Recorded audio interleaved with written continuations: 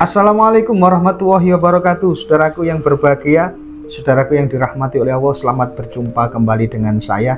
Dan untuk di video saya kali ini, saudaraku, saya akan membaca sebuah buku, yaitu Legenda Jombang, sebuah buku yang dituliskan oleh Mas Dian Soekarno. Dan untuk di video terkait dengan saya membaca buku Legenda Jombang kemarin sudah ada di bagian yang pertama, yaitu tentang legenda Asem Boreh yang ada di Desa Tunggorono, Kecamatan Jombang. Dan untuk berikutnya saya akan membaca sebuah legenda yang ada di Desa Badang, Kecamatan Ngoro, Jombang. Ayo rek moco legenda Jombang untuk mengisi waktu, dan juga mungkin kita biar tahu setiap legenda yang ada di dusun-dusun di Kabupaten Jombang. Saya mulai, saudaraku. Bismillahirrahmanirrahim. Tersebutlah seorang maling sakti yang bergelar maling celuring.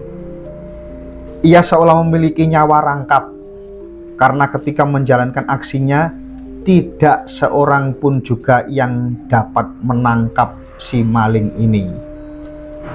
Dikejar dari manapun selalu berujung dengan kebuntuan, artinya lolos.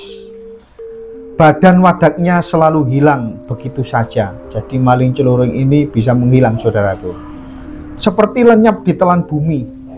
Sudah banyak cara yang dilakukan untuk menjebaknya, namun rupanya Yang Maha Kuasa masih melindungi maling celuring, karena hasil kejahatannya tidak dinikmati sendiri, saudaraku. Ternyata maling celuring ini juga berbuat baik kepada orang-orang fakir miskin. Hasil dari merampoknya ini dibagi-bagikan kepada kaum fakir miskin, yaitu kaum papa yang tidak berdaya memenuhi kehidupan hidupnya.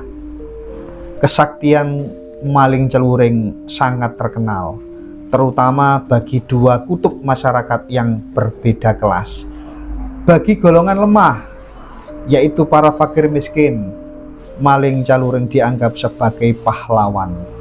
Sebaliknya, bagi kelompok masyarakat yang kaya, maling celuring adalah sampah masyarakat yang harus dilenyapkan. Dua bagian masyarakat yang berseberangan ini tidak mempengaruhi sepak terjang maling sakti. Bahkan semakin bertambah saja korban-korbannya.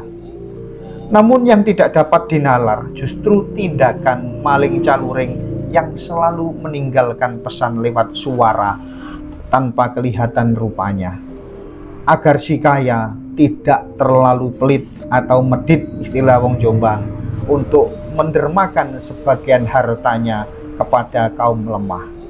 Jika itu dilakukan, maka maling celuring berjanji tidak akan mengganggu alias mencuri harta orang-orang yang bersangkutan atau orang yang mau mendermakan hartanya.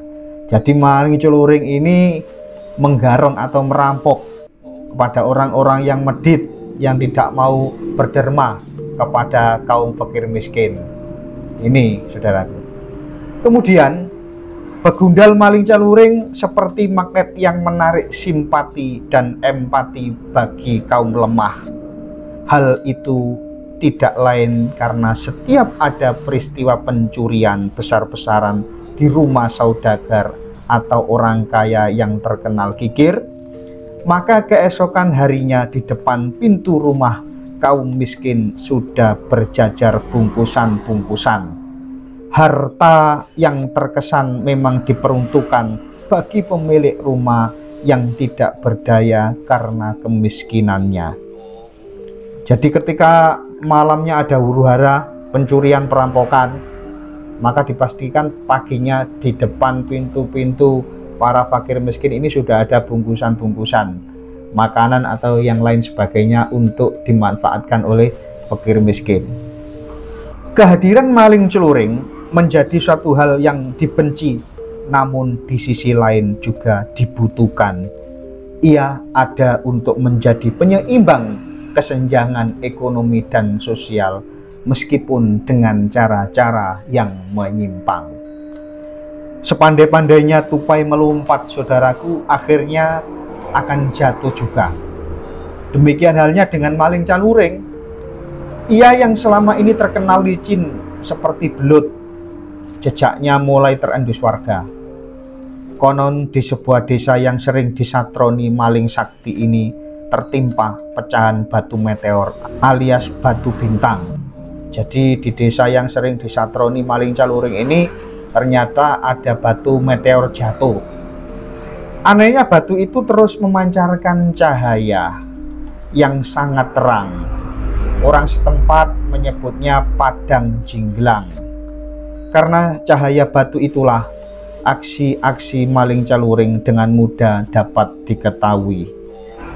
Warga di sekitar sorot cahaya batu kerap melihat maling caluring berangkat menjalankan aksi kejahatannya.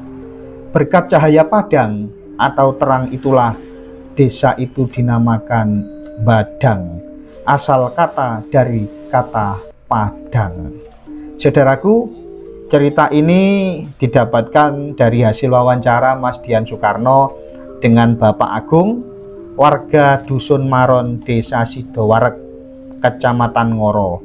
Wawancara ini terjadi pada tanggal 14 Desember tahun 2012 di Sanggar Lung Ayu Jombang atau di Sanggar Tari Lung Ayu Jombang yang dimiliki oleh Mas Dian Soekarno.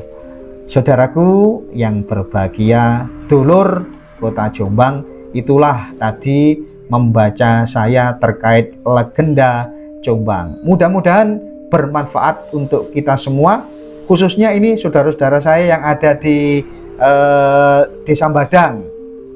Mudah-mudahan senantiasa diberikan keberkahan dan senantiasa sehat. Desa Badang diberikan ketentraman, kemakmuran. Amin ya robbal alamin. Dan jangan lupa senantiasa ikuti di channel saya untuk membaca buku legenda Jombang. Ayo rek moco legenda Jombang. Saya akhiri, wallahul muwaffiq ila aqwamit thoriq. Wassalamualaikum warahmatullahi wabarakatuh.